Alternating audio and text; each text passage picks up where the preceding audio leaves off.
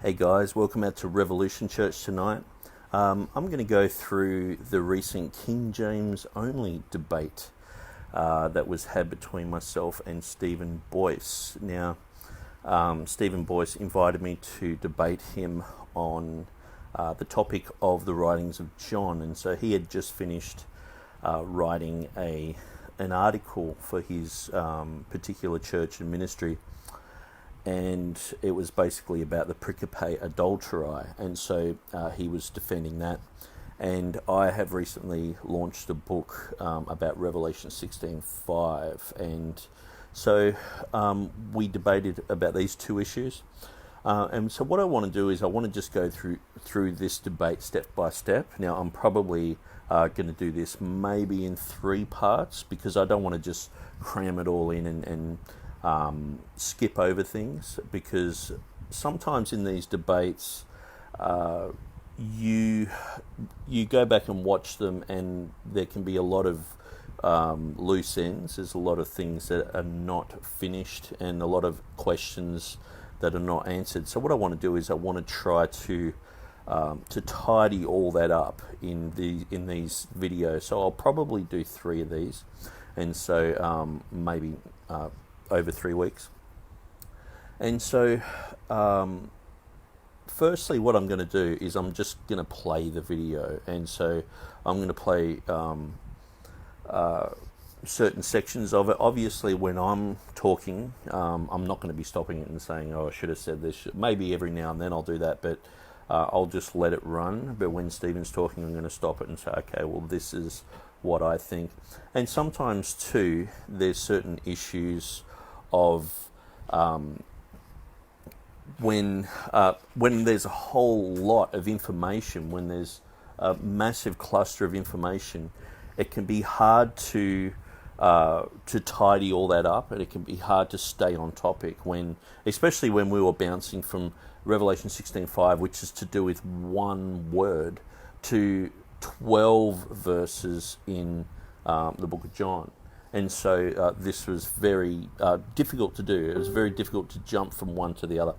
And so I really wish, looking back, that we'd just done one topic. I think it would have been better.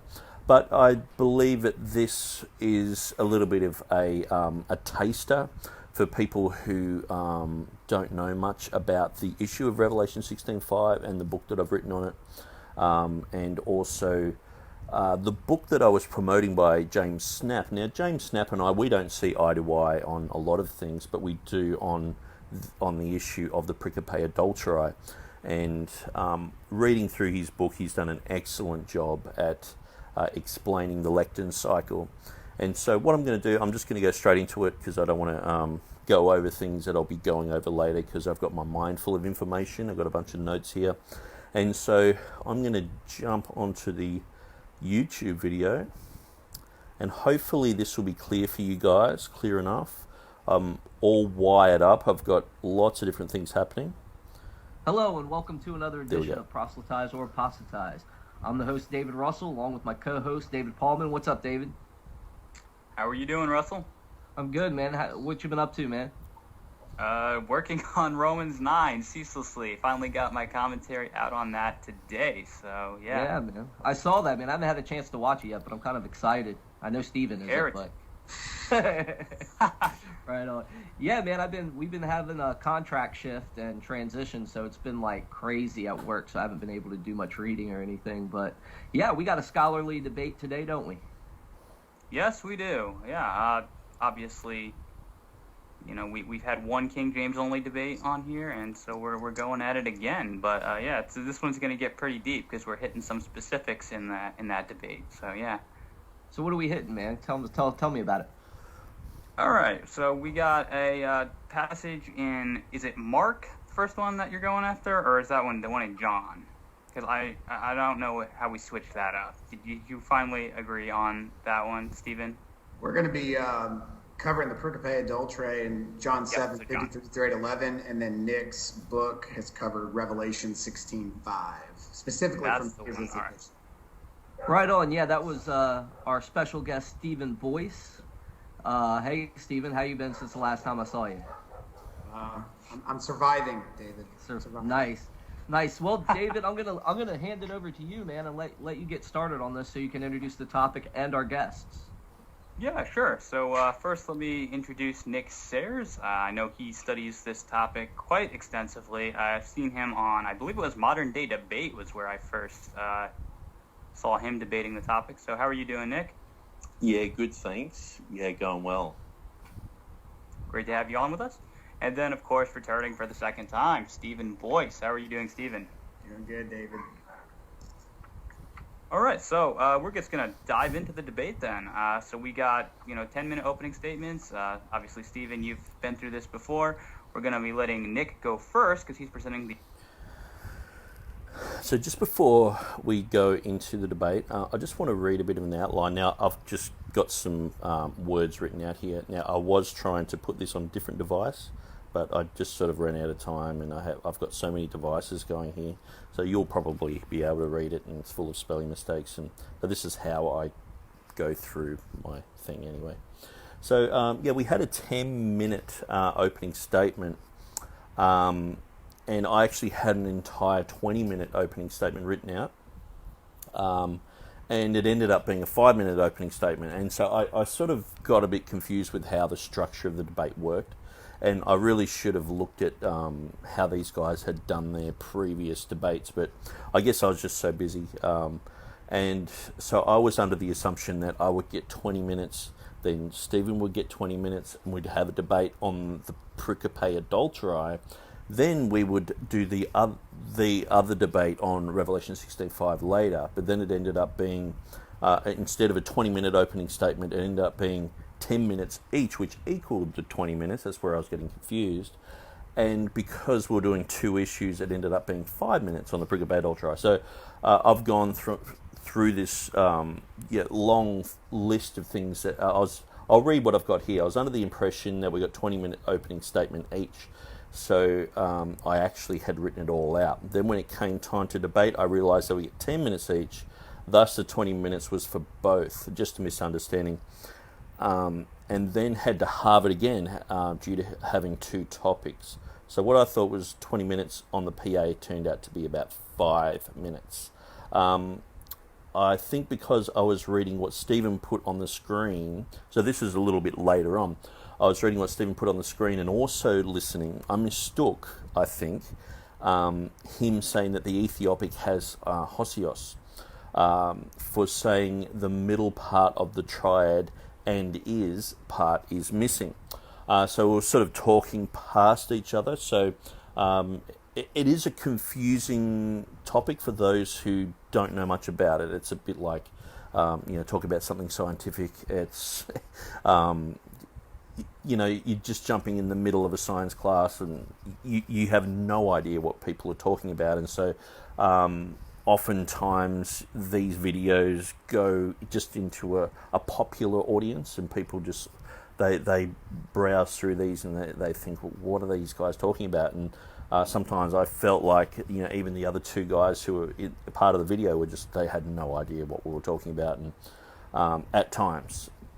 And so we're talking past each other a bit, and also later on in the video, the 59 or so differences between the 1881 TR and the text of Beza that was mentioned, it was a completely different list, and so I just assumed that it was the 191 or 190 list that Scrivener made about the differences between his text and the underlying, or his text and Beza and the authorized version. And so I thought it was that list, but it was actually Appendix E from Scrivener's differences between Beza and Stephanus, so it became confused. So I chatted with Stephen afterwards, and we sorted a few of those things out. So overall, I wish we did just one topic. Where am I? Yeah, one topic at a time. And listening back, I felt like I was saying concepts like the lectin cycle. When I started talking about the lectin cycle, it's such a huge issue and it's such a game changer that it doesn't really get addressed that much in the whole debate, and so I'm bringing up such a big topic. It's like addressing the elephant in the room, and then you spend the rest of the debate really not even talking about the elephant. We're talking about other trivial things. And the fact that Revelation 16:5 contains a lengthy name, that kind of hold massive weight and are huge issues when thought through. I felt I did not put enough emphasis on their importance. We focused upon many secondary issues and trivialities that bypass the main issues. So that's what I felt anyway. But I felt that it was a very good debate, considering the topics, considering I think Stephen did actually really good on Revelation 16:5. I didn't even prepare anything for Revelation 16:5 because I've written a book on it. I just sort of feel that I'm an expert on that one particular topic, and so when you feel comfortable on a topic, you don't really feel the need to even prepare for it. And so I didn't expect him to go as in depth as he did, and so I think he was in contact with a few people. He was talking about how he was in contact with Elijah Hickson, and so and also a little bit of correspondence with a few people. I think he was getting a lot of information from Elijah Hickson. I'd given Elijah my book, and Elijah, he's working in Cambridge at the moment in England, and there's a few other people who have read my book. James Snap has read my book, and so these guys don't agree with me. Obviously, Elijah Hickson is a critical text supporter.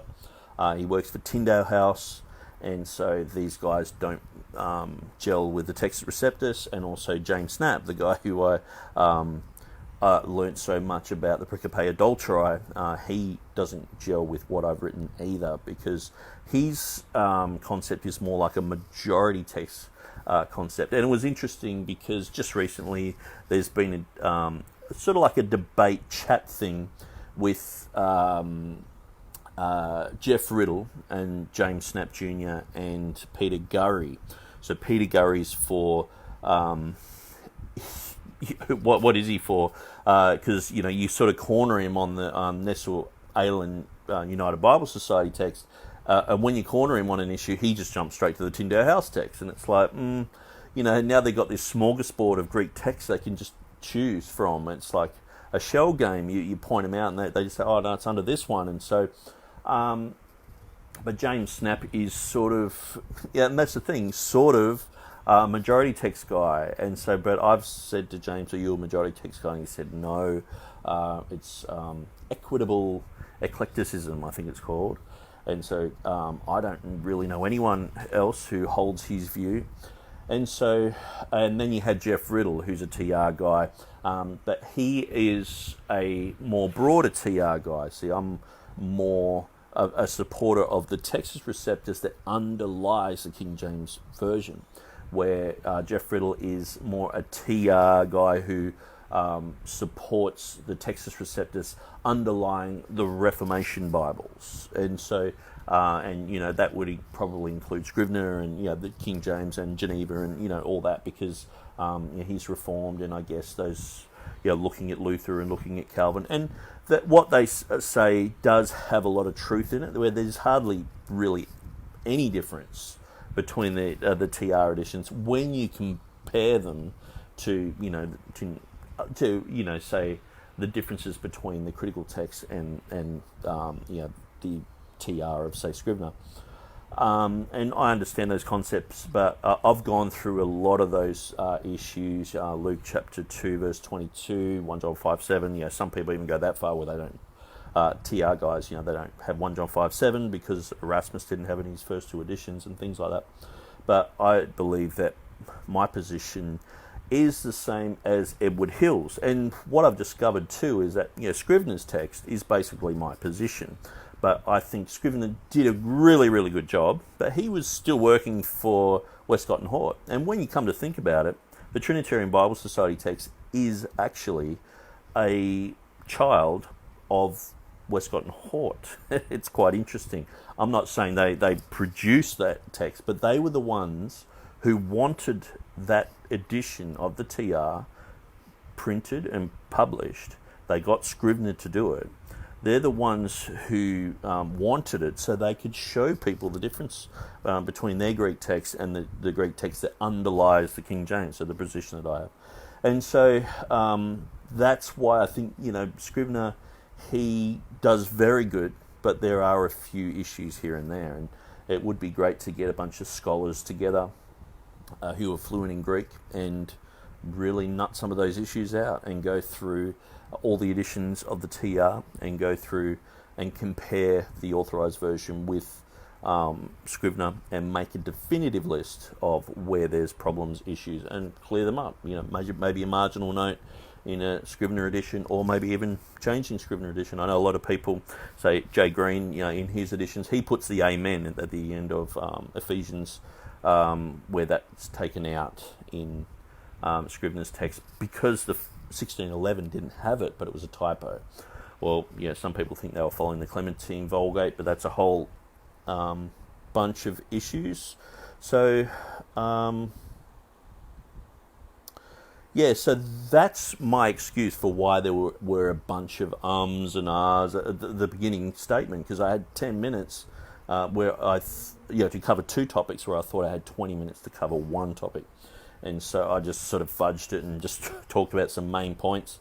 And I think really it should have been Stephen first, because it was my sort of first time there. But I think he's only done a couple of debates himself anyway.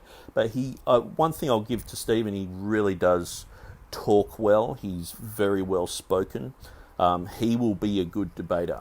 And we look at people like, say, James White, and we give him kudos for, talking well and wooing the crowd and being able to talk well. And I really do take my hat off to Stephen to, be able to do that. Sometimes I listen to myself and I'm embarrassed. We've got this thick Australian accent, and to outsiders it must sound like someone from Wales or something, or Irish. We sound a little bit funny, but that's why I guess in a way I wanted to do this video, because I really want to touch on what was said rather than looking at the charisma and looking at because when I did the debate, I thought, wow, that was a cakewalk. But when I listened to it, I was like, actually, there was a lot of trivial things that I felt that Stephen touched on. And in a way, I have seen James White do this, where he's actually he's teaching a class. He's getting people on his side. Like, I'm the guy who you can listen to. I'm the guy who's going to teach you. I'm the guy who's got all the good eggs, and I will teach you some basics and things like that, where I was more like, okay, we're just going to get straight into the nitty-gritty. We're going to talk about lectin cycles. We're going to talk about noun phrases. We're going to talk about all this sort of stuff. But what I felt was a lot of what Stephen was saying. I sort of go through the sections of what he talked about, and there might have been one or two points that was sort of against my position, but the rest of it was sort of like trying to, educate everyone in TR position and things like that. And so that's why I want to go through this video.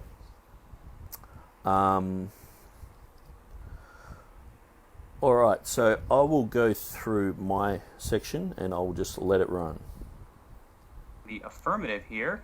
Like I said, we're covering two specific passages here in John and in Revelation. So try to follow along with that. We're gonna split it 50-50 when we get to the like the back and forth period. So we're just gonna let that be easier to follow there. But at first, it might be a little more mixed up when we're doing opening statements. So yeah, just try to follow along there. But yeah, Nick, you got a 10-minute opening statement.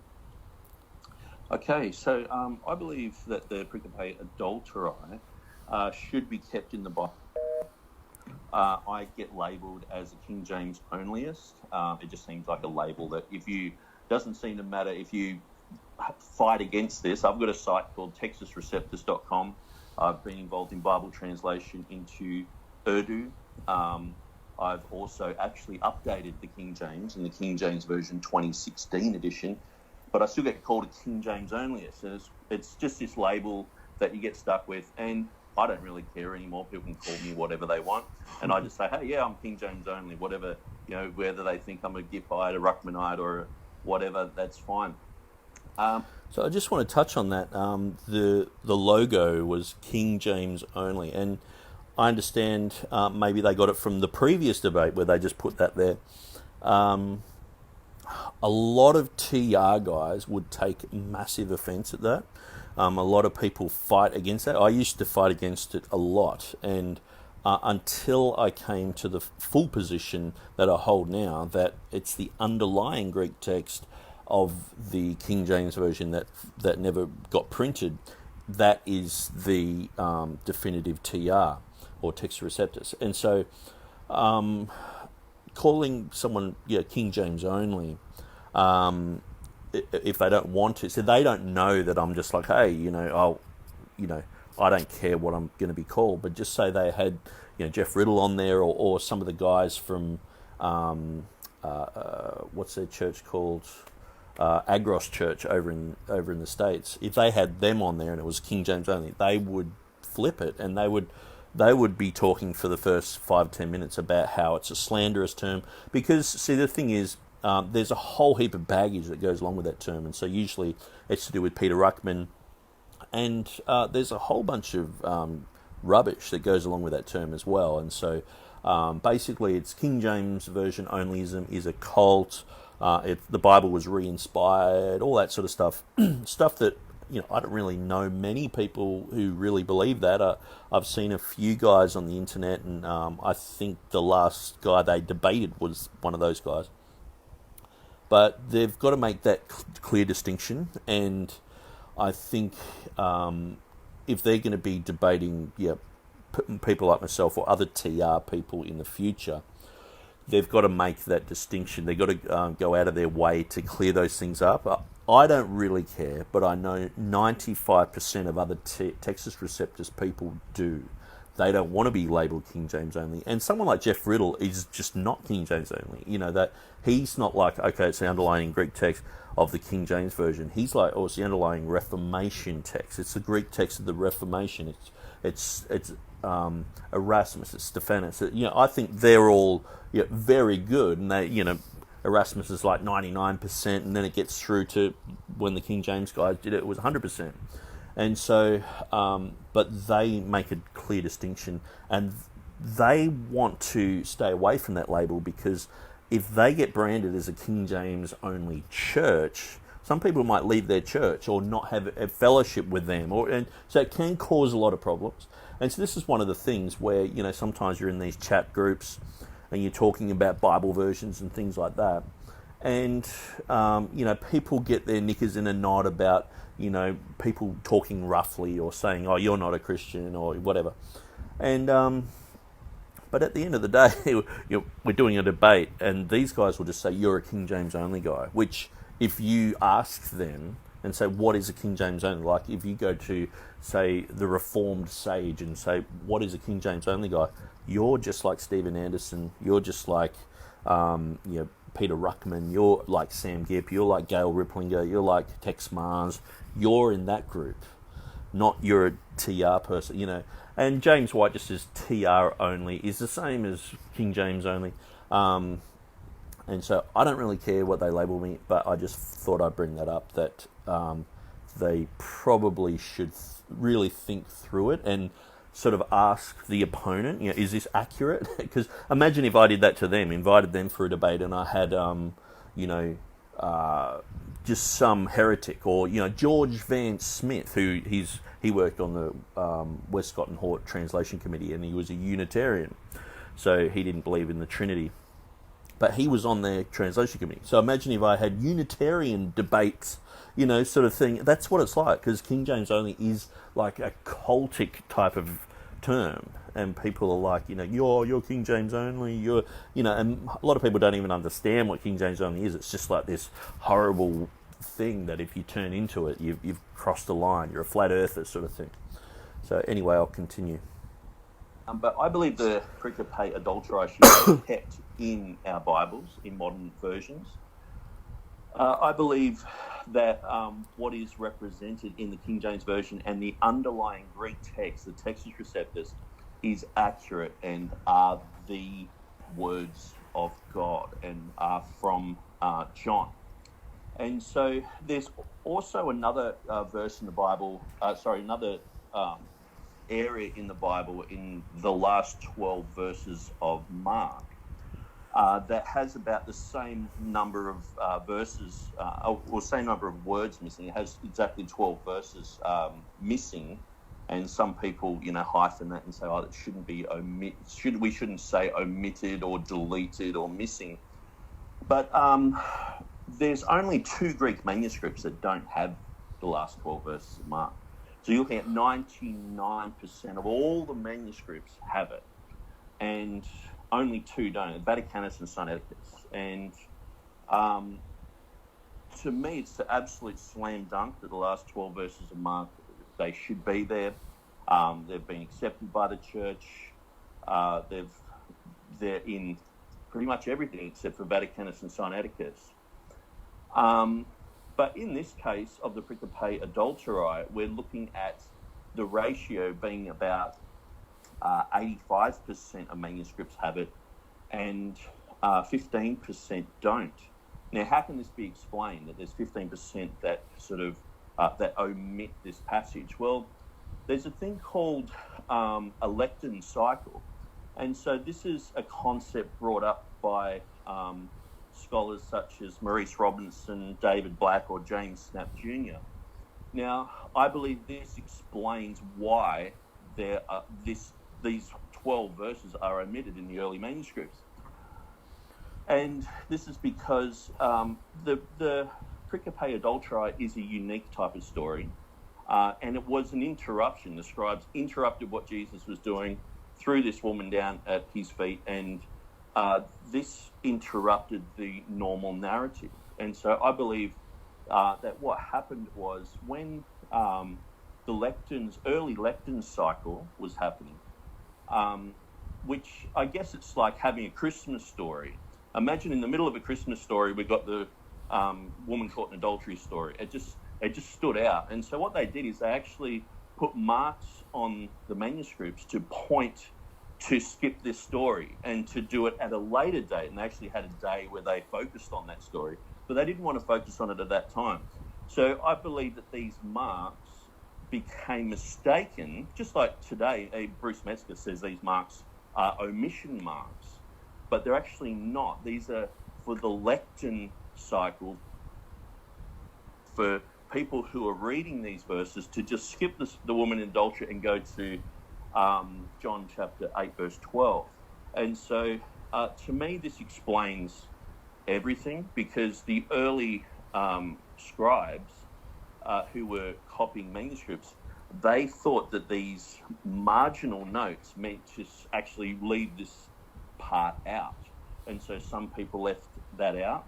But what we see later on is people then were trying to put it back in and things like that. And so that, to me, thoroughly explains why there's 15% of the manuscripts different.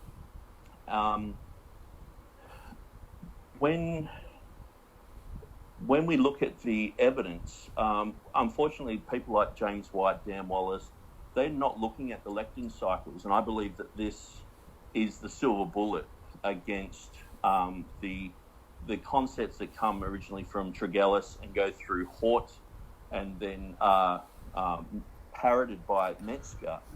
I believe that the lectern cycle concept is the silver bullet that that shows why these were omitted, and then pretty much everything else is a side issue. Once you get that main issue sorted out, and once you understand that there are even marginal notes that say that the lectern cycle took that part out, or they were putting the verse back in and explaining that it was because of the lectern cycle. So I think that's something that really needs to be discussed and addressed. And so I guess that would be I guess I've got 5 minutes to talk about the pericope adultery. So, just to remind you, so that was basically, I had 20 minutes written out, so I just summed it all up in 5 minutes. And so that's why I was sort of like, because I had it, I really wanted to read it out and go through quotes and quote, Metzger and quote Snap and quote Maurice Robinson and all this sort of stuff. And there was also one guy who said I didn't really express my position at the beginning.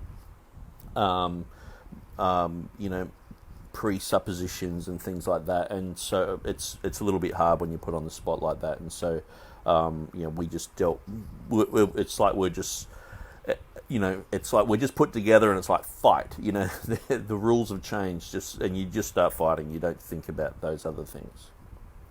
Try then 5 minutes to talk about the Revelation 16:5.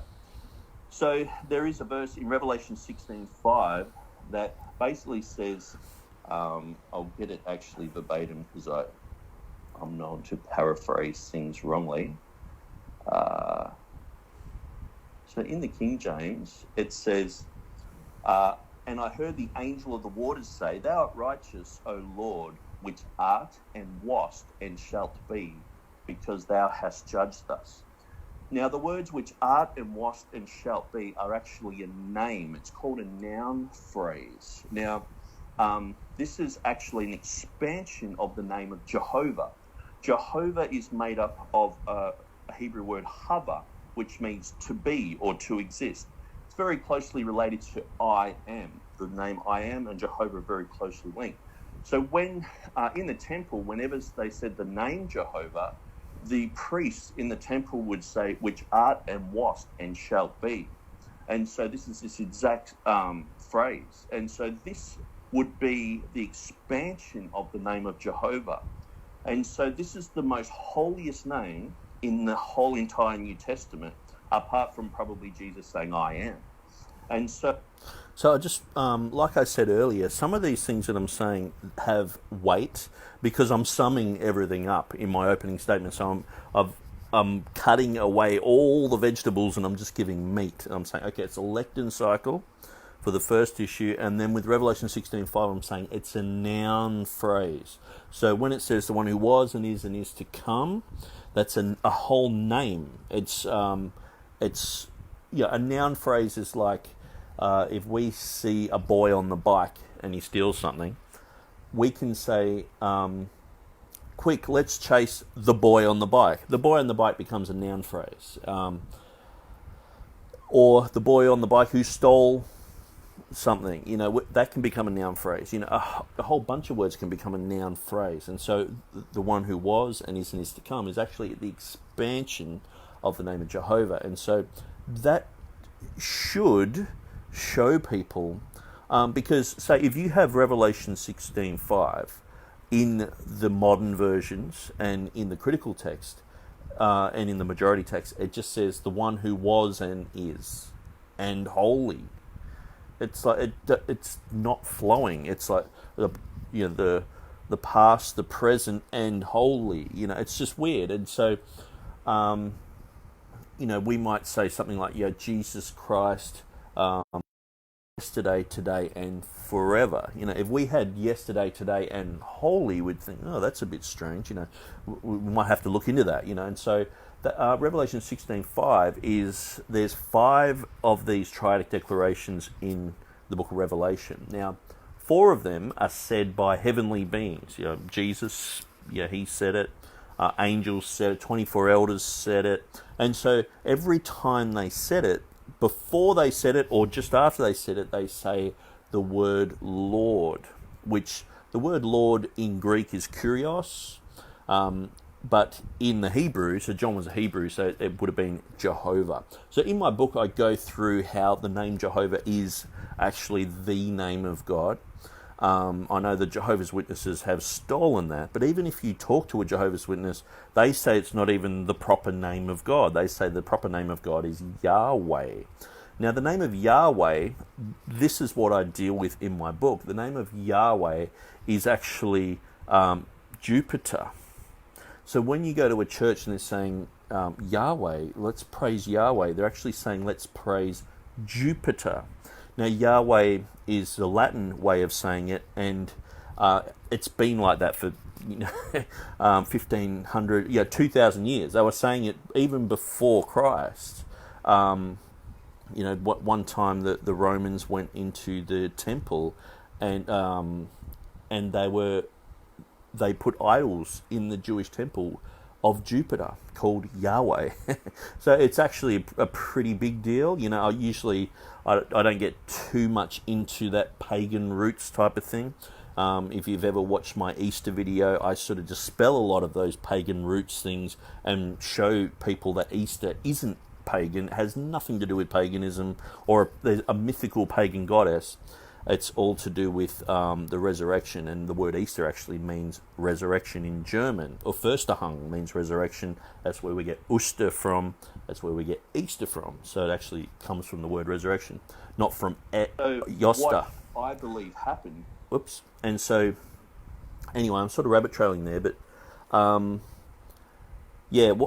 just keep going because otherwise I'll just rabbit trail all night. And so I'm only going to go for about 35 minutes of this video, but that might equal 2 hours of me chatting, so I'll keep going through it. It was early scribes saw this.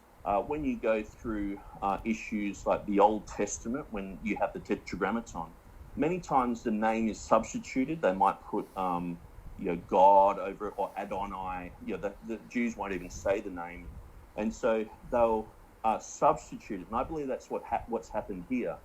That the last third of that noun phrase, which says "which art and wast and shall be," that last part of it, they wrote holy over it. Now, the word holy means sacred. So we have the concept of nomina sacra. So this is a noun phrase. It's a name. It has its own Strong's number. That whole phrase has its own Strong's number. It's a noun phrase, so it's nomina, and it's holy. It's sacra, or hosios, holy. So they wrote holy over that last part of the name to show people that you can't just say this name whenever you want. A bit like what's happened in the Old Testament, where the Tetragrammaton, they tended to cover up that name so people weren't saying it at the wrong time. And it goes back to the commandment, don't take the name of the Lord, which is Jehovah, the name of the Lord in vain. So people were worried about saying it at the wrong place or wrong time, or you can only say that at the temple or whatever. And so with writing holy over the last part of that name, that's just gone into the transmission of the New Testament. But I believe the early Greek church understood that, but it's just been translated. And Theodore Beza, he understood this concept back in 1882, and he put it into his... So I should have said 1582 there. Greek and Latin New Testament, and it's been adopted into the King James and into many other Bibles since then. And so I'm not sure how much time I've got left, but got about a minute. Got about a minute. Okay. And so what we find is everywhere in the book of Revelation where someone is a heavenly being, like an angel or even Jesus, where they say the name Lord, which would be in Greek Kyrios, but in Hebrew it would be Jehovah, then only like a few words later it says, which was and is to come. So it appears 5 times in the book of Revelation. So every time that Kyrios is mentioned, then it says, which was and is to come. Now, the final form of that is in Revelation 16:5, when an angel says it, it says Kyrios, which is actually omitted in the critical text, but it says, which was and is and shall be. So that's the purest form of the triadic declaration. The other 4 say is to come, which is not exactly like it shall be. It doesn't exactly match the name of Jehovah, N-I-M, but it's very, very close. And so that's why this is the most holiest name in the New Testament. So just to sort of clear up exactly what I was saying in that last part, most of the other 4 times this triadic declaration appears in the book of Revelation. It says, who was and is to come. Who was and is to come. Who was and is to come. Who was and is to come. Then in Revelation 16:5 it says, who was and is and shall be. Roughly it says that. And so it's different, and that's the point that I make, and in my book I make that point quite clear, that it stands out as the purest form of all those triads, because if you were to expand the name of I am, you got past, present and future, and so you were, you are, and you will be, and so that's basically the name of Jehovah expanded and the name of I am expanded. So it's quite a simple concept, but the name who was and is to come is slightly different. It's still talking about you will be, but it's talking about a coming. It's related to ekomenos, and so it's a different Greek word, and so that's what we're arguing about, and that's why when people say, why isn't it on these other places? And so people talk about why isn't this word holy put on other places of these other triadic declarations? And I'm like, well, the purest form is in Revelation 16:5, and so that's why it's a pretty simple concept. And so I think the thing is, because a lot of people don't know these concepts, they've only just learnt these concepts usually through what I'm saying, because it was a big learning curve for me to learn all this sort of stuff, and then they're trying to sort of debunk it, but they're not really thinking through the ramifications of their position of debunking it. Like I said before, is the name the one who was and is and holy, when it just doesn't make any sense. It's especially if it's 4 other times it's got this name, which is sort of like 90% of the name of Jehovah, or it's actually the name of Jehovah and I am, but just from a slightly different angle. Then you've got the purest form of it, and who was and is and holy. It just doesn't make any sense, and it stops the flow, and that's what Beezer talked about. He said it, and even in English Bibles, if you looked at the Geneva Bible, Bishop's Bible, it would say which art and wast and holy. It's like it just didn't really flow. It didn't make any sense. And even Erasmus, he questioned this. Pretty much everyone in the whole Reformation period was questioning this.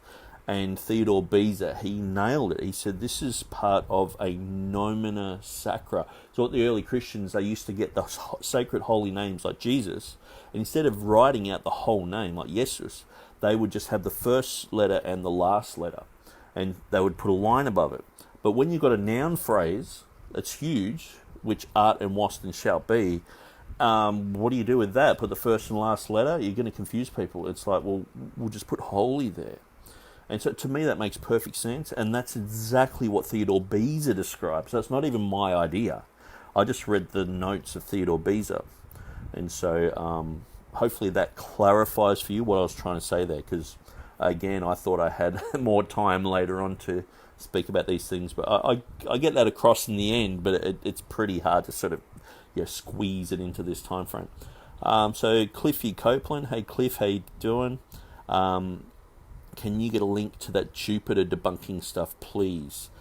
Yeah, and so I'll send you a copy of my book online for free, and so you can go through that, and I've got pretty much about half a chapter on that, about how it's related to Jupiter and the differences. And just quickly, Yahweh, there's many people in the Bible named after Jehovah. So you got Jehoshaphat, Jehoiakim. They all have Jeho names, Jeho something. So they're named after Jehovah. It's pretty simple.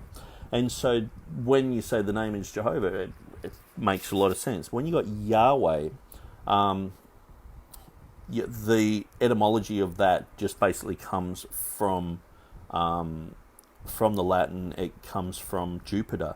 So when I say it comes from Jupiter, Pitta means father. So it comes from Yahweh Pitta, or Yove Pita. Yove meaning it's basically the name of the rain god, the dew god, the one who thunders, sort of like Thor. So you got this totally foreign god, Yove. Yove Pita is father, so you got the father of rain, and so that's why that's called Jupiter. But the first part of that is Yahweh. And I touch on that in the book, and I go through all that. And so I think anyone who reads that, they can't debunk that. There's a lot of stuff in my book that I talk about like that, which the Academy, most of them, like say James White, Dan Wallace, they say Jehovah is a fake name. Bart Ehrman, I've quoted him in my book. He says Jehovah is a fake name. It's just a made-up name, and the real name of God is Yahweh. And they all say it's Yahweh, and so it's become this academic thing to say, the name of God is Yahweh, and it's like you just point out, well, how did all these people in the Bible get named after Jehovah, Jehoiakim? Even Benjamin Netanyahu. Yahu is Jahu, like Jehovah is your Prime Minister of Israel at the moment. Even his name has Yehu in it. It's part of Jehovah. And so, these are topics that I thought I'd be talking about, but we didn't really touch on any of that. And I think it's because Stephen actually agrees with a lot of these things. And so, but he's actually, if he does agree with these, he's actually going against James White. He's going against Dan Wallace. He's going against Bart Ehrman. He's going against pretty much most of the scholarship in the Academy. Very good, very good. All right, thank you for that, Nick. And Stephen, we're going to let you go into your 10-minute opening statement. All right. Well, I'm Stephen Boyce. Let me give you a little bit. Let me give a shout out to Nick real quick. I actually read his book he provided for me, and I think Nick did a tremendous job of the Nomina Sacra. Actually, that was probably one of the best and most thorough explanations I've seen from Old Testament to New Testament that I've ever read, and how scribes in the Hebrew and in the Greek would actually insert it. Now, I would disagree with your final approach to it, Nick, but I actually want to give you a shout out and say you did a great job on that. I appreciate the work you put into that. Let me give you a background too. I grew up in a TR my whole life. In fact, Nick, you'd be proud to know half my family is probably pulling for you right now. I grew up TR, King James, the whole way. It wasn't until the last few, maybe 5 to 7 years, I began to change. I moved over more to a majority text before I actually became the position I am in critical text now. But my background has not always been, this is who I am. This is the way I grew up. It's actually, I grew up on the other side of it. And so what I do is I want to make sure I always appreciate people on both sides, because we have brothers and sisters who are on both sides of the issue. And I want to make sure that we always see that. I have family members I got to get along with at holidays because of this very thing. So I think we're all going to spend eternity together because we love the Lord and we follow him and put our trust in him. So we might as well learn to get along even in disagreement in this world. But my background is definitely TR, and I wanted to make a quick statement that I am not anti-Bible. I'm not a liberal. I believe in inspiration. I believe in inerrancy. Many of my friends jumped off the inerrancy side of the train, and I'm still on the train. I believe in inerrancy. I know there's ways that people identify and translate what that means differently than I would, so I want to be careful. I know terms can get twisted. So in a context, I still defend inerrancy. I defend the scripture. I work as a research and apologetics ministry for a church plant in Seattle, Washington, City Light, Seattle. I do a lot of writing. In fact, most of my work is in the canon. I do work in textual criticism. I'm almost done with my PhD that focuses and concentrates on canonicity and textual criticism. But a lot of the writing that I've done thus far has been on the canon. But this stuff is important too, and I think we need to have these discussions. I think we need to put it out there. But let me jump into, I'm going to start in Revelation 16:5, and then I will present my position of the pericope adulterae at the end. Here's the thing about Revelation 16:5, and I've read Nick, and I've watched some of Nick's statements about it, including his discussions with Dr. James White and so forth. When we're talking about the TR tradition, this is something I did not understand when I was a TR. So just before he gets into that, James White did a video, a whole entire dividing line on the issue of Revelation 16:5, and he only used my tweets from Twitter, and so it was a little bit unfair because Twitter's, you can only write so much and put up one picture at a time. And I actually handed James White my book. He came to Brisbane, so I went up and saw him, watched him, and gave him my book. And now he jumped on his dividing line program and basically said that I was, some sort of desperate guy who's just trying to be heard and all this sort of stuff. It's like, no, you were on your dividing line program basically saying that I was, off the wall and totally wrong and all the rest of it. And so I wrote this book and I was handing it to him personally, and he refused to take it and publicly announced that he would never read it. And it's like, oh, okay. And then so a year later he's doing a whole dividing line program on it, but only on the tweets that I've written. So he doesn't want to read my book. I think he did read my book because there was a lot that he talked about which was in my book, but weren't in the tweets. And so when Stephen's saying I've looked at the things that James White said about it, the thing is James White, he basically said that I have the mindset of a Mormon, of a Muslim, and a Jehovah's Witness. And just what people are discovering more and more is James White is very toxic. If you are on the wrong side of James White, it doesn't matter what sort of evidence you give to him or how nice you'll be to him. He will just say you are like a Mormon. You have the mindset of, he just totally writes you off. And this is one of the things where, I've told Stephen that, James White said those things about me. But a lot of these guys are sort of like, the King James guys and the TR guys are so rough around the edges. They're a bit like sandpaper. They rub us up the wrong way and they say things that we don't like. And it's like, man, just have you ever watched the Dividing Line program and the way that they, James White will talk about the Agros Church guys or Jeff Riddle or, Robert Truelove. And sometimes it's just so cringeworthy. It's like, this guy's just totally writing these guys off. Like, he may as well just turn around and say, look, these guys aren't Christians, but he doesn't do that. But then he would just praise, Michael Brown, is the best guy ever. So anyway, I just thought I'd bring that up as a bit of a context to, he's watched the James White debate, so he probably got a one-sided view. Not one TR. And I know that Nick believes that. He obviously talks about numerous editions of the TR. Before Scribner, by the time we get into 1516 with Erasmus, all the way to 1707 with Mill's text, we have right under 200 years of a tradition. Updates, changes, and so forth. And I'd like to believe that Nick would agree that no two TRs read identical in every single place. But there's a tradition before Scribner, and I know Scribner is a part of the tradition, but a lot of what Scribner did is he put Greek readings into a text on the basis of how the King James translators chose between Stephanus, Erasmus, and Beza. But when we look at this tradition of the TR, for almost 200 years, there was a change made in 1582, which is what Nick is referring to. The Hagios there, the Holy One, was changed by Beza, and he mentions why in his annotations, which we'll look into and probably discuss more, in 1582, and he kept that tradition all the way to his 1598.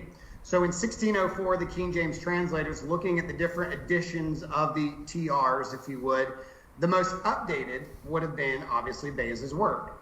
And they chose to go with Theodore Beza's reading here.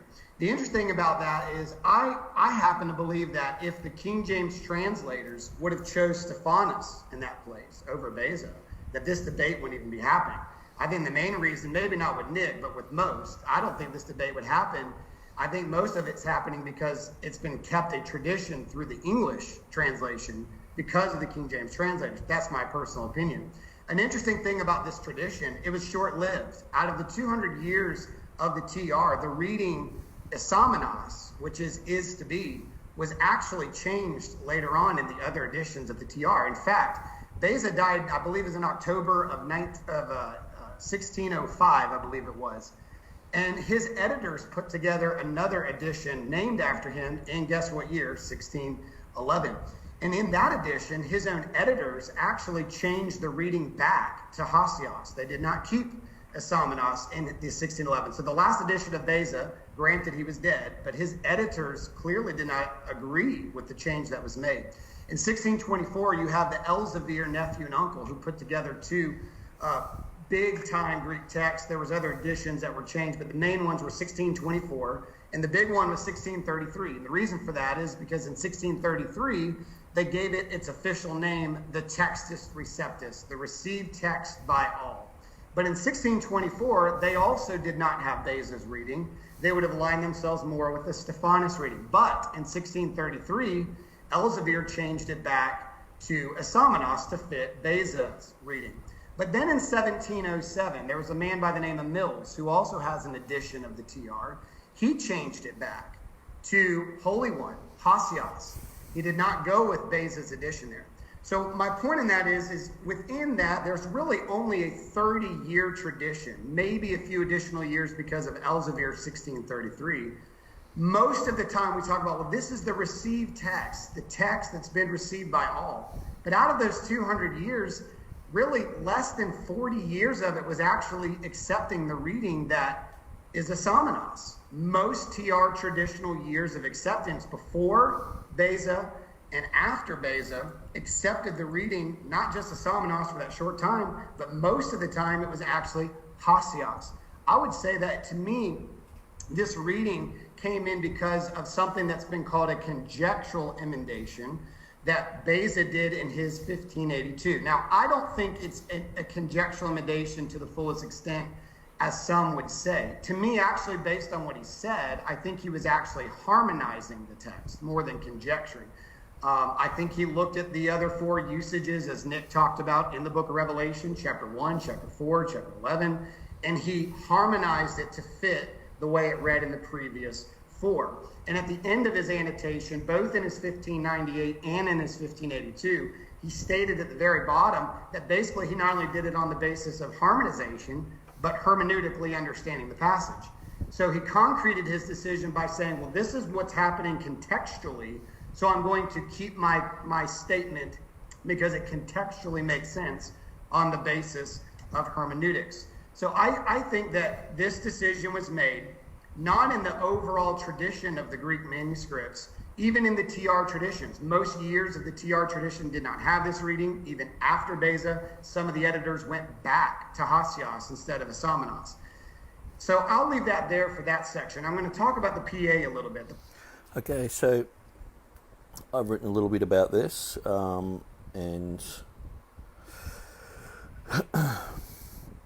okay, so the Esamenos only had a 30-year trend, and later on I do answer that, but I just wanted to talk about that. So usually when we're talking to critical text guys,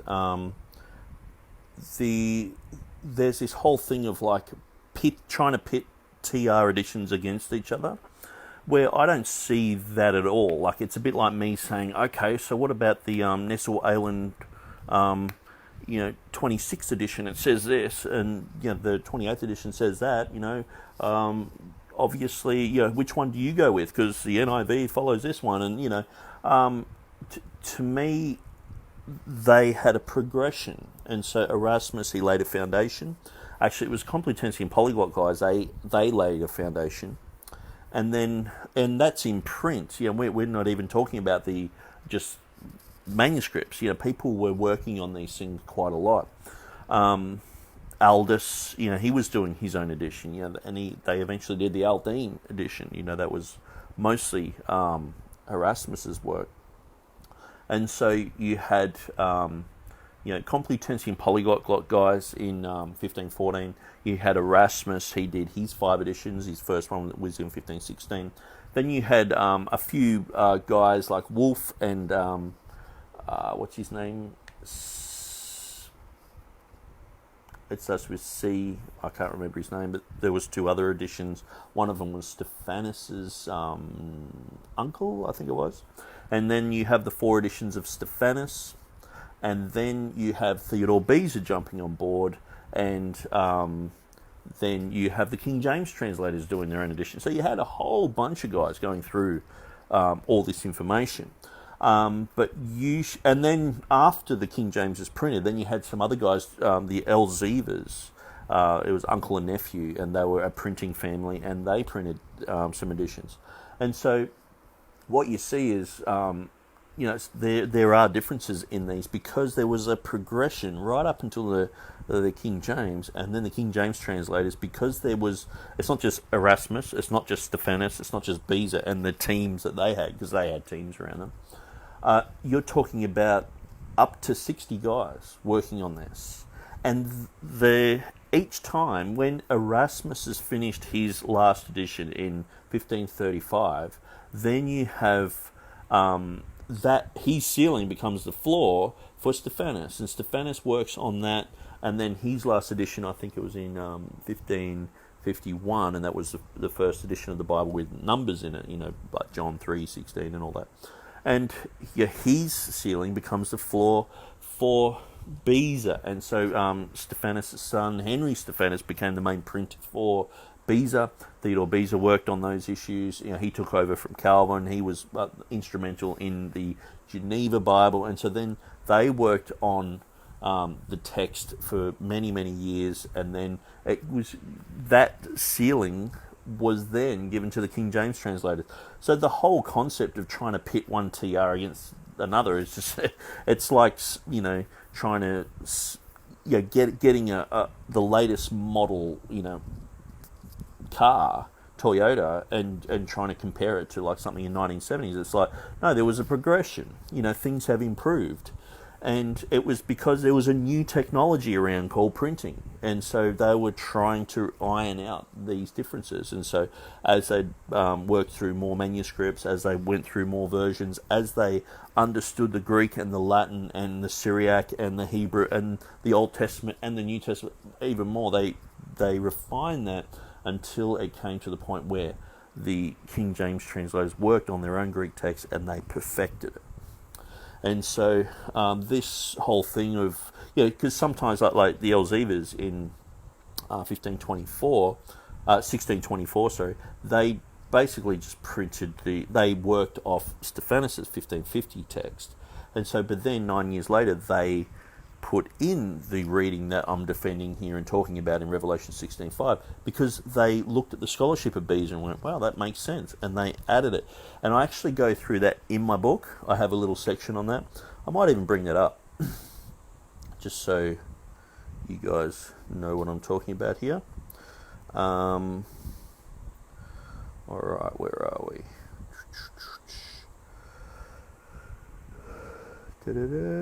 Nearly there. I think it's one of the last things I actually say, because I understood the concept, but I didn't put it in the book, and so I placed it in the book. Here we are, Elzevers editions. The 1524 edition of Elzevers Greek text has Hosios, but after much scholarly consideration, the latter 1633 Elzever text changed to the Beza reading of Esomenos shall be. So I've got a nice little picture there. That's the 1524. So you can see where it has Osios there. But this one has Esomenos down there, the correct reading. 1533 Greek edition of Elzevers has Ho Esomenos exactly as Beza has it. Thus coming to terms with Beza's reasoning and evidence. See, one of the things I go through in my book is people who accepted Beza's reading. Now, if we were just to go to the website, where are we? In Munster, you can see this pretty much dispels the whole concept that it was just a 30-year thing. Because what we've got to understand, it's a bit like during the Reformation time, there were a lot of things solidified, sola scriptura. People still hold on to that. But it's gone out in all different type of branches in a sense, and so you can't just say that a concept, just because it didn't continue in further Greek editions, and usually as you went along, you got into the age, the Enlightenment age, people tended not to like the Textus Receptus. Luckman was the first one to really depart from the Textus Receptus and do his own text, and then that went up to Westcott and Hort, and now they basically just print non-TR text. But the Bible Society, they used to print the TR, but now they don't, and so they're the ones that have changed. We haven't. We're still sticking with the same text, and so of course, there's been this veering off. But when we look at this website here, I'm just trying to get rid of the highlighted bit there. Maybe I'll just refresh the page.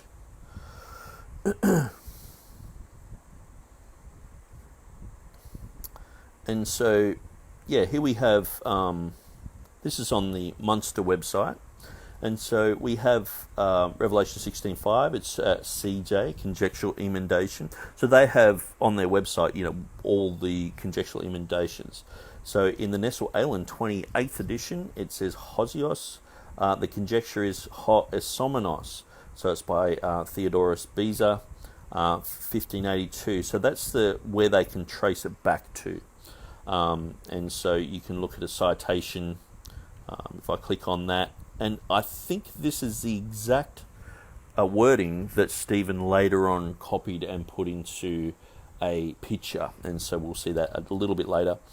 But that was only recently done by Jan Krans, and so Jan Krans, he works for Munster, and he has done that because there's been a bit of a kerfuffle about the translation of Beza's Latin wording here. So basically, Theodore Beza, he wrote annotations, which is like a commentary under his Greek and Latin New Testament. And so people have translated that into English. Now, I've been recently contacted by the Trinitarian Bible Society.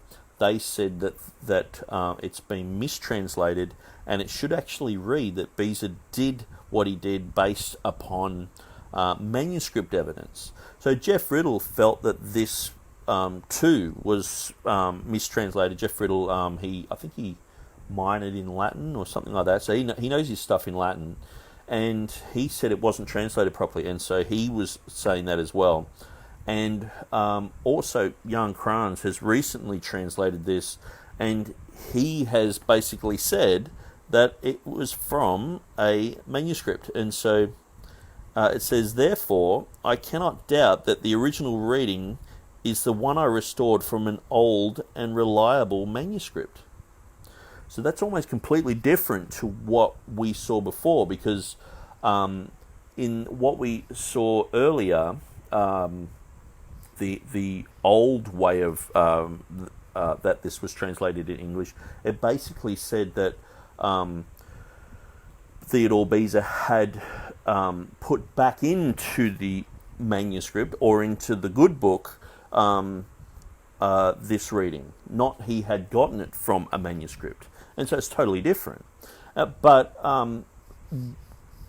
with what that says, I think a lot of people are focusing in on that, and I'm sort of leaving that to the scholars, because I know that eventually, someone who knows Latin will go through that. And the guy from the Trinitarian Bible Society, he gave me his what he said, and I haven't got time to put that up at the moment. But Jeff Riddle, he's written out what he thinks it says, and I used to think that was an issue.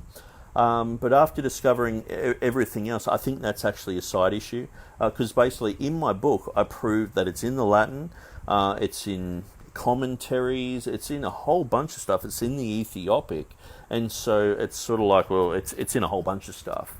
And to say it's a conjectural emendation, this is another topic I go through in my book, is that's defined differently. So if you have Bart Ehrman and Bruce Metzger, who were sort of like, the main gurus of, the critical text, up until, the CBGM is going to change everything now. So we've got this new methodology, but apparently, we're inconsistent. So Bart Ehrman, he basically says that a conjectural emendation is only when there's no evidence. So even if there is Latin evidence, even if there is translational evidence, that you can't call something a conjecture. But then you have other people defining conjecture as only Greek. So this is what James White was doing, and that's what I explained in my book, that James White, he doesn't define a conjectural emendation the same as, say, Bruce Metzger and Bart Ehrman. His conjectural emendation is, it's not in the Greek, and so if something's not in the Greek, then it's a conjectural emendation, and so they're at loggerheads with each other, and so it can be quite confusing to figure out, who's got the right definition of a conjectural emendation. So we're looking at the Munster website. Under conjectural emendation, it says this, but there is versional evidence for it, and that's where I can't really understand how they can be at loggerheads with Metzger and at loggerheads with Bart Ehrman, who are sort of, but they, they don't really go with that, and so it just seems strange. But anyway, the main point that the main reason I wanted to show this, I wonder if I click it twice. There we go. So down the bottom here, it gives a whole bunch of other stuff. So it says, in 1582, Theodore Beza, he had it there. And then in an edition of Henry Stephanus, so that's Robert Stephanus' son, so he did that. And then in the King James Version, it's in there. Then Piscator in 1513, it's in there. And then David Parius in 1618, it's in there. And when it says pro, it means for. They're for this. So if you read the note, say Piscator, he has a big note about it, and I've got that on my website, where he talks about, that it's pretty much the same type of note as Beza, that it's, it flows with the other times, and it's, it's, talking about it's a noun phrase and things like that. And then you have another anonymous guy, that's the States Bible, the States translation into Dutch, so the 1637 Dutch Bible, which is almost akin to the King James Version. Then you have another guy called Erasmus, I won't mention his last name, it sounds like a disease. Then you have Jonathan Marcius, and these guys are all pro, and then so you get to 1705 and you get a few contras. Okay, so you get some contras, and then people mention it, and then there's another pro guy.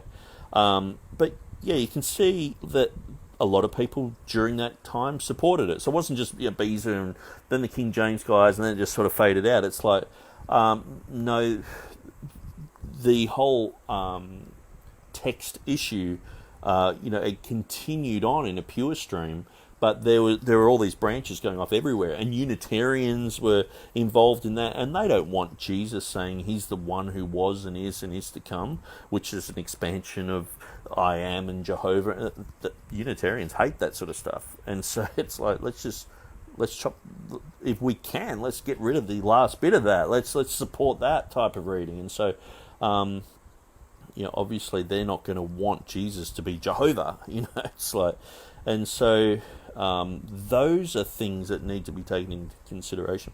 So anyway, I just thought I'd show you that Stephen's talking about there's only a 30 or 40 year period in the Greek. Well, we have quite a lot of people here, talking about it, and the more that you look into it, the more you realise that in that whole era, it was very well accepted. Beza's scholarship was very well accepted.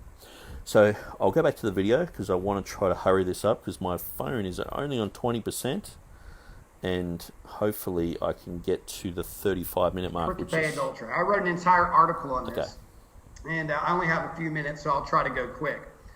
I want to say I do believe that the story of the Pericope Adultery is a true story that happened in history. In fact, if you've read my article, I stated as such. I do believe it's a true story. The question that I asked in the article is, did John write the story of the Pericope Adultery? I demonstrated through external manuscripts as well as through ancient translations that it is not a part of the textual tradition. The thing that I found that I did when I was in the TR movement is I always looked back, and I started with the last 400 years of church history. That's how I started my base. We look at the King James, we look at the TRs, that's where we start our evidence. As I moved to the critical text position over time, I recognized the necessity of starting a textual understanding of original readings is not from the last 400 years, but from the first 400 years. What did the church have in the first 400 years of manuscripts? What Bible were they reading? Did they have the pericope adultery? Okay, so I'm going to deal with this issue. Okay, so I've touched on all that. So I'll go back to that. So the pericope adultery issue. So Stephen's saying the first 400 years we need to go back to that, not the last 400 years. And so I understand that some King James people would do that, but the thing is, a lot of the issues are sorted, and so you only have to look at the last 400 years and the way things have translated. And in all seriousness, people who are from a TR King James position, they don't have to do a reconstruction of anything. They're not rebuilding a text. We're not reconstructing. We've always had a Bible, and it's been delivered to us. We've had the same Bible for, so the King James for 400 years. It's pretty predictable. It's we're looking up what words mean and things like that, but the only reason we're looking at these other things is because, like, say, if a Jehovah's Witness brings their Bible to us, we say, hang on, that's not a good reading. And so I believe there are pathetic readings in the critical text. I believe in the majority text, I believe there's omissions and additions and changes that are concerning for I don't want people to a phone call from an old friend. Hopefully he doesn't keep trying to ring. So he's basically saying we need to get back to the first 400 years, it sounds so novel, but we probably have less than 1% of the evidence for that era. I mean, it's great to say that. We want to go back to that. And it's like, yeah, but what do we have there? And most of what we have that survived is in one location. It's in Egypt. And it's only survived because Egypt's hot. In wet, damp climates, the manuscripts just got destroyed. Papyrus just wasn't designed to just last forever, And so, but in Egypt, you can sit in the sand and just stay there and be quite well preserved for a long time. And so, but we have fragmentary evidence. So, we don't know who owned these Bibles. We don't know. There is proof that there were many Gnostic groups around Egypt. And so what they, the Nag Hammadi find in Egypt is basically like a manuscript junk pile, where there's a whole bunch of manuscripts they found. They find all sorts of Gnostic things in there too. The Gospel of Thomas. They find the Proto-Evangelion of James. I think I've said that wrong, but these Gnostic readings are there too. And so what we see is it's a bit like going to Utah, Salt Lake City, and you might find a Bible here and there, but it's like you've also got the Book of Mormon. You've got a whole bunch of other stuff. It's weird and it's not really fitting in, and so Gnostics tended to change the text. And we have a guy in the early church era called Marcion, who was known to delete things and add things and change things, and so he was considered a heretic by most people who went after him. And so that's got to be taken into consideration. Who had these Bibles? Just because we've found something doesn't mean we've found. Not every copy of the Bible is the same. It's just like today we've got the Jehovah's Witnesses make their own Bible. They change it. They chop it. The Roman Catholics have their own Bible. The Greek Orthodox have their own Bible. All these churches, and there's groups and good groups and bad groups and cults. People are changing Bibles left, right, and center. And so, how do we know?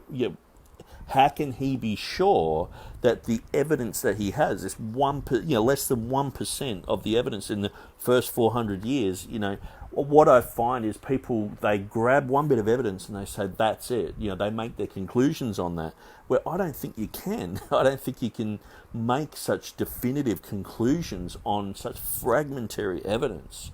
And what we see is in the Bible, God promised to preserve His word. The Bible says that I will preserve my word. Heaven and earth will pass away, but my word shall by no means pass away. The Bible will be around forever, and the sheep will hear his voice, and the Bible tends to follow the church, and we hear the voice of the shepherd. And so the true text is usually with the true church, and it's going to be preserved. What you see is these critical text guys, they've only really had a Bible since 1881. The majority text guys, they've only really had a Bible since the 1980s. And so they can't even claim like preservation in modern times. We're like, we go back to the King James, but then before that we go to the Textus Receptus. But we understand because there was, the invention of printing and all the rest of it, there was it took a little bit of time for a few TR editions to get ironed out till it was perfected.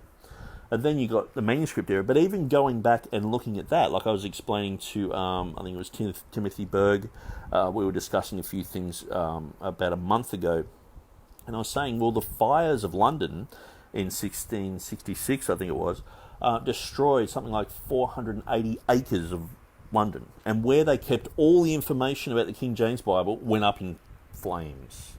So all the notes and all the books and all, it's gone.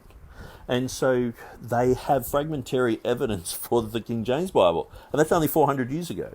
So how can you go to to 2,000 years ago and start saying, we've got to go with this and that? And the thing is, it's how things are dated. We understand, people who are born-again Christians understand that they date things, carbon dating and all the rest of it, they date things that are still alive to like 10,000 years old. A living snail. People have broken off a bit of a snail shell, given it to scientists. They've tested it. This is 10,000 years old. And the snail is only 2 days old. And we understand that there are frauds. We understand, evolution. The way they date things, the way they date fossils, the way they date rocks. It's circular reasoning. And I think we should question everything. I don't think we should be radically skeptical. We do believe that manuscripts that have writing on it that say it was done on this date or by this person, or they have Eusebian canons in it. We know it's roughly after this time or before this time. But to go back to the first 4 centuries and just figure out a Bible from there, I mean. The thing is, you got the majority text guys trying to do that, you got the critical text guys trying to do that, and they still admit that they haven't got a Bible. How long have they been doing it? When are they ever going to have a Bible? And now with the CBGM, it's new technology that they're bringing into it, and they're saying that, James White the other day basically said, all that we've learned up to this point, we've just got to sort of throw out. We've got this new technology. It's a bit like now we've got computers sort of thing, and we're going to have a CBGM Bible. So is that going to bring up a definitive Bible? And so they can't get a definitive Bible yet. We can. Our side has. We've had the definitive Bible 400 years in King James in English. Goes back through the TR, goes back through Byzantine tradition, manuscripts, Latin, and all that. But these guys, they will admit we don't have a Bible. We don't have a definitive Bible where we are saying we do have a Bible. So we're not Reconstructionists. So I would suggest that it's almost impossible to reconstruct the first 400 years. Most who do so do it with a do it with bias and stack the evidence. Okay, so I will let Stephen continue. Based on the earliest witnesses and evidence, they did not have it in their manuscripts, which we will get into more later. Also, it's not in the ancient languages, the ancient translations, the Sahidic and so forth of the Coptic. So I'm going to talk about that a little bit in my next video, because I don't want to, or I actually haven't looked into those things and put them in my list of things to do. So there are 2 things I'm just going to skip over, but we'll just continue. Language. It is not in those earliest witnesses either. Church fathers quoted it. Patristic writers wrote about it. But oftentimes, as I demonstrated in my article, it was not on the basis of them citing the Gospel of John specifically. Most of the time it was other words, and they didn't even identify it. Sometimes it was Papias who quoted it, but quoted it through the writings of Eusebius, quoting him as stating that it was actually in another gospel called the Gospel of the Hebrews, which is not a canonical book. It is not a heretical one, but it is not a canonical book. But its story came there. I also showed, and I know my time's wrapped up here, how many of those terms that are in the story are not Johannine. I gave examples in my article where there's words in that passage that are not John-like. But there's actually many Lucan terminology. The syntax is more Lucan than it is Johannine. And that actually has got a better case to be made for Luke to have possibly read it. And I confirm and believe with Kyle Hughes that perhaps it is a part of one of Luke's special materials and study materials when he was compiling the Gospel of Luke. I do believe it's a true story, not in the fullest sense, but I do believe it is a true story that survived antiquity, that we should appreciate and talk about and even note in the variant sections, and that it is a wonderful story about Jesus. But I do not believe John wrote the story himself. Okay, so there were three things that I'm going to deal with in my next video. So I'm going to deal with the two versions that he said there. Actually, I'll deal with all versions, early versions that he talked about, and so we're going to look at the evidence of which versions have the pericope adulterae in it and which don't. But to me, if the early Greek was misunderstood, then of course later versions will be all over the place, translating from the Greek. But also the early church writers. What we'll do is I'll get it up on the screen, and we will read through the early church writers, and we'll show exactly what they're saying about it too, because it's not just that they quoted things, it's what they're saying about it. And so we'll go through those things. And so I guess in a way I really want to try and focus on the Revelation 16:5 issue in this video, and then in the next one I'll deal with a little bit more of the PA stuff. But I don't want to skip over it. So there's three things that I'm going to deal with in the next video, just so I'd let you know that. So I'm just going to go to my notes here, because I noticed, because I was hoping to have my notes, I was actually hoping to have a separate screen, and so I could have my notes here and read through it as we're going, but hasn't worked out that way. So the Church Fathers, so I'm going to be dealing with that in my next video, so pretty much the PA stuff. But just back on the Revelation 16:5 issue that he said, because I missed a few little things, I sort of just went, okay, what are the objections to the Revelation 16:5 issue in the opening statement? So what exactly did Stephen say that was convincing or needed to be answered? Because he said a lot of things about the TR and etc. So basically said it wasn't utilised in Beza's 1611 text, and I sort of deal a little bit with that. I asked him today if he could provide that book, and so I found that book and I was looking through it, and I just thought, well, there were, I think in that same year, there were three people who actually printed editions of Beza, and that's like, to sort of pick one that just has the reading of Osios.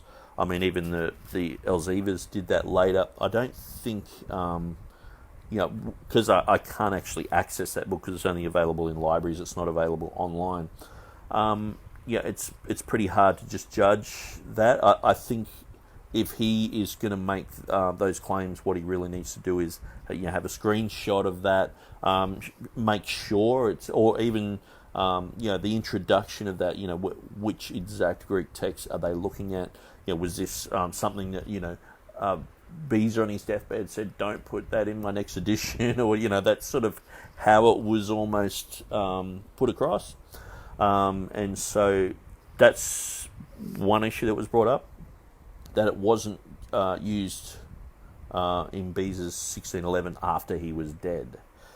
And also that it was like a 30-year trend. So hopefully I've shown you just by looking at the issues on the quotations on the Munster website that is not true. And because I believe the Textus Receptus is the King James, the underlying text of the King James is the TR that I follow, well, the King James has become the most popular Bible. So basically, it is a TR edition. It's just in English, and so English isn't evil. English is a perfectly good language, and it's been preserved there. And many languages. I think it was Winston Churchill said there was up to 700 languages that have been translated from the King James. I'm not sure about all those numbers, whether they're exactly accurate or not. But the Bible Society, their first, perhaps 100 years, they pretty much just did editions of the Bible that were pretty much exactly the same as the King James. Not in every instance, because some people had a bias and all the rest of it. And they started in 1804. The Bible Society. By 1831, there were that many Unitarians, it's sort of like Jehovah's Witnesses who don't believe in the Father, Son, the Holy Spirit, that 3,000 Trinitarians left the Bible Society and formulated the Trinitarian Bible Society. So that's why the Trinitarian Bible Society is still around today. They only print King James Bibles and TR Bibles based upon roughly the Texas Scrivener and the King James and things like that. And so I don't think that he said anything of real substance against my position in Revelation 16:5. We're going to be dealing with a few other issues on the Pericope Adulterae next time, but I'll probably only get to... Actually, I'll just let myself speak here because I'm going to do a rebuttal, and then actually I'll just see if I've written anything else there. Okay, the Pericope issue. I'll just go for a few more minutes and then I'll cut it. So what did Stephen say that was convincing about the adulterous woman? So he alluded to TR folks only looking at the first 400 years. That depends on exactly what you're looking at and if you're trying to reconstruct the text. Like a conversation I had with Timothy Berg, and so I mentioned that. Most KJV material is gone and went up in smoke in the fire of lament. So I've already spoken about that. And we look at the issue of preservation, like the Snapgary Riddle debate conversation that happened. Which text in the past 400 years has been used? The TR from the 1500s, the majority texts are from the 1980s, and the critical text from 1881. So where is the providence? God preserving his text. Where is, where can you trace in the Reformation a Bible that's anything like the Nestle Aland United Bible Society text or the Tyndale House text? It just doesn't exist. The whole Reformation period rejected Vaticanus as corrupt, and Sinaiticus, wasn't found until the 1840s, and so it's like, where has this Bible been? And so it's not in early versions. I'm going to talk about that and early church fathers. Okay, so I'm not going to go any further because my battery will die, and I'm not sure if my battery dies, whether this whole live video just evaporates or whatever happens. So I'm going to close it there. Thanks for watching, guys, and I'll probably do another video next weekend, and I'm not sure what day I'll do that on, but I'll let you know. Thanks for watching, and let's see if I can turn this off. The finish button. Thanks for watching, guys, and I'm only up to the 24-minute mark on this video, and it goes for 1 hour and 28, so it might even be 4 sessions, and so, but hopefully I won't go over all the issues again and again, because sometimes I have a propensity to do that. So alright, guys, God bless you, and thanks for watching.